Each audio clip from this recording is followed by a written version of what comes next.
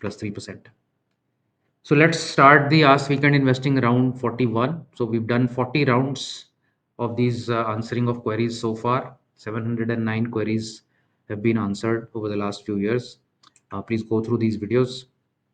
Question number 710 from Anil is, with war related uncertainties looming large, do you think it is better to be prepared for the worst or have markets already priced this in? My sense here, Anil, is that unless we go very deep into the conflict, which may be months of conflict, I think that will certainly have an impact. But if we are if we were looking for, let's say, just go ambush terrorist camps and come back and not have a war, that would have been, you know that would have been sort of the best situation. But right now it seems to be escalating, and certainly we need to be prepared for the worst. I mean, there is no doubt about that. And you really can't do anything today to do that. You should have basically uh, done your asset allocation. Or today it's very difficult. I mean, if you're invested today, it is very difficult to suddenly now liquidate your situation and wait for better opportunity. That one should not do, I feel. I think in your regular course of investing, if you do good asset allocation, you are well prepared for the worst when you do that. And on the event, now that it is happening, now to liquidate things and to be more prepared for the war, that is a call that you need to take in case you feel things are going to get really bad in the next couple of months. uh, that call is basically nobody's game right now. I mean, I don't think we are going that way, but really nobody can forecast that. 711 question 711, Krishna Murthy says, I can see monthly rebalance frequency for large mid caps and weekly for mid small lower caps. How does performance get impacted with rebalance frequency?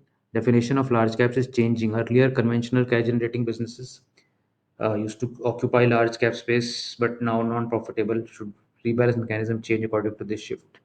So, Krishnamurti, let me tell you that we go strictly as per the exchange and regulators' definition of what is large cap, what is mid cap, what is small cap. We follow those particular benchmarks. So, if Nifty has unprofitable business, so be it. The top 100 stocks uh, are the large caps. The next 150 are mid caps, and everything beyond that is small caps. Some of our strategies follow very strict uh, indices. So mid and small cap strategy, for instance, will look at mid small cap 400 index, and that's how our universe is defined. So even if the nature of large cap, as per your thought process, that conventional cash generating businesses are not there and maybe new age businesses are there, we really don't have any distinction to make there. In terms of performance getting impacted with rebalance frequency, certainly monthly rebalance frequency will have lower churn, but it doesn't come without a cost. A lower churn, but at higher frequency of rebalance, lower frequency of rebalance, higher period of rebalance, comes with more volatility at times, where you are allowing stocks to, you know, move around for a month before you're going to take a call on them. So it's not a right or wrong answer. It is just that for smaller caps, I prefer to have more tighter rebalance schedules, because I don't want to leave rebalance on smaller caps for a month. And again, similarly for large caps, which are lesser volatile than small caps, the monthly rebalance can work. So I hope I've been able to answer your question. Siddharth says, I noticed there are no large cap strategies in the absolute style of momentum. It would be great to have dynamic cash allocation in large cap based strategies to help calm the nerves a bit during tough times. Siddharth, you are right. There are no large cap strategies which are defined that way, but significant amount of stocks, for instance, in all cap strategy or ATH, also are large caps because they require extreme liquidity to be there, and hence by default you will find that in both these strategies, which are absolute in nature, you will have decent number of large cap. But yes, you are right. There are no specific large cap absolute style strategy. We'll certainly keep that in mind. Nandan says, SIP into a mutual fund during correction seems straightforward, that one is accumulating more units at lower price. But how does it work in a momentum small case, especially when we know that we are mostly going to keep booking losses into many stocks? So this is a very common question. The way small case system is designed is that when a SIP comes in, it will allocate to those positions which are losing, and some of those positions will actually be exited. So you are absolutely right. There is a fundamental sort of clash in terms of how this should work, and hence what we recommend is that instead of smaller SIPs, you accumulate the SIPs and do an invest more after once, maybe like once in a couple of months, once a month, once in 3 months. That will make sure that you are buying the entire lot at one point of time. Let's say you have done a rebalance at the end of the week.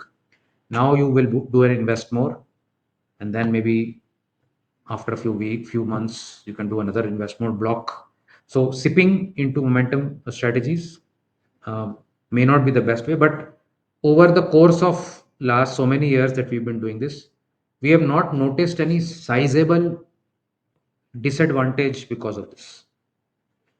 So, I mean, I don't have analytics to share here, how much advantage or disadvantage is there, but from observing a lot of thousands of accounts, I've not come across any accounts which have slipped because of this reason. There may be minor, performance issue, but nothing major as such because of that reason. Him says, what will be the key difference between HNI strategies versus AIF strategies? So I think this is a bit premature. Let the AIF strategies come to public domain, and then we will certainly discuss this. Uh, and Hiremath says, whenever the market is in downtrend, most of the stocks get beaten down. Sometime our holding stock do not raise when market reverses uptrend again. Is there a way we can protect our profits from giving it back? So all strategies are designed so that whenever market goes into a downtrend, or if we were in profits, some of our profits get protected. Sometimes it will certainly happen that we bought a stock and market downturn started from there, and we basically bought at the top. Uh, there will be a lot of times when we bought a long time back and the stock kept on going multiple times and then started to fall and we lost 20-30% from the top. So you have to see what is the overall impact, because if we try to uh, perfect it for each stock, no strategy can run. So it's like you can't curve fit for the best outcome for each stock. You are basically saying that there is a general theme that we are following. 70 to 80% of stocks will go through that smoothly. 20% of the stocks perhaps will either give up their entire gain or will only be in loss from that beginning. But overall, when you see that as a package, whether you are able to beat the market or not is the sort of outcome that we're looking for. But K. Patel says, if a 20 stock momentum strategy triggers just one sell, but three new stocks from the universe meet the buy criteria, how should the system decide? Replace only one or make room for more? What is the optimal way to handle excess buy signals in rule based framework? It's a good question. Again, it will depend upon the design of the strategy. Like, for instance, in some strategies where we are doing a momentum score, basically we'll take the top momentum score. There'll be only one at that point. Uh, in other strategies, we could look at the relative strength of the stocks versus each other. You could look at basically any mechanism in which you can rank the stocks, whatever basis you are using. Some people may use even for instance, a volume basis, that it has satisfied my minimum volume, but I'll take the highest volume out of these three. But for sure, if one is getting vacated, only one will come in, and not three will come in at one third the position. That, at least for us, that doesn't happen, because then that risks that in a 20 stock strategy you can have 40 stocks also. That certainly should not happen. Anil says, does current war situation call for special mid-period rebalance? In what scenarios can we expect a special rebalance? So special rebalance will happen when any stock has uh, breached the the emergency exit situation. For different strategies, that may be different. For some strategies, it may be a percentage from the top.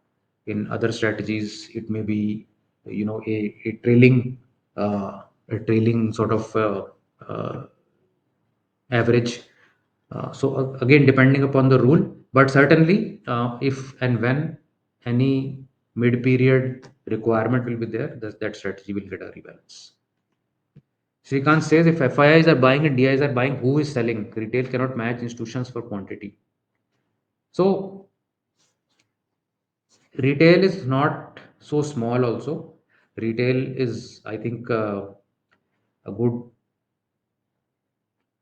15 more percent of the market. Uh, FIIs and DIs are also sort of similar situations. Um, so it is really very difficult to say, how these metrics match up each day. Of course, on a longer period, let's say for calendar year 24, you can see FIIs bought or sold this much, DIIs bought or sold this much. And if in any year you will see some big buying or big selling on both, you will see that change in the price also accordingly. But from day to day basis, because there is not one FII and there's not one DII, there could be so many transactions which are happening across also, but net, the result for that day could be buying for both, because they may have bought in some block deals, or they may have bought from promoters, maybe somewhere, maybe they have bought from retailers as well. But usually when FIs and DIs are buying, you will find that the markets in general will start to go upwards.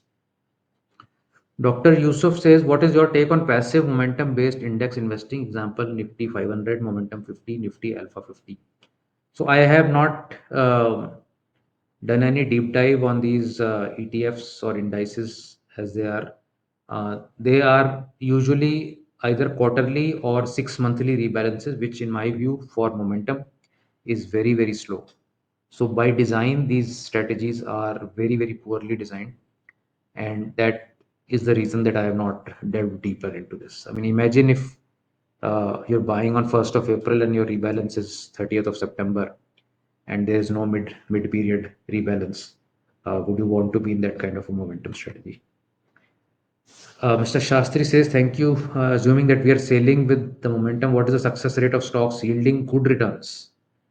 So we have statistics for all our strategies. You can drop us an email and we'll share all the statistics with you. In most momentum strategies, you will find success rate is about 40 to 50%. So if we do 100 transactions, 40 to 50 transactions will go right, rest will go wrong. But the 40 to 50 that will go right will be much larger than what you lose in the losing transaction. That is the whole math of momentum investing, that you don't have 70% or 80% stocks that are successful. You have about 50-50, but the success rate of some of them is going to be so big that it is going to overpower the losses of the other 50, and hence overall you will make a good return. That is the whole thesis for most of the strategies. So that's the end of Ask Weekend Investing round. Thank you so much for sending your queries. If we are not able to take up your query this week, we'll certainly take it up next week, or you can drop us an email and we'll reply to you on email as well. All the previous episodes are also here, if in the description, in case you want to go through them. There's a lot of knowledge, a lot of learning that is available here. Do like and share these videos. Do subscribe to the channel, and I sincerely hope that the conflict will reach some conclusion very soon. Thank you. Bye.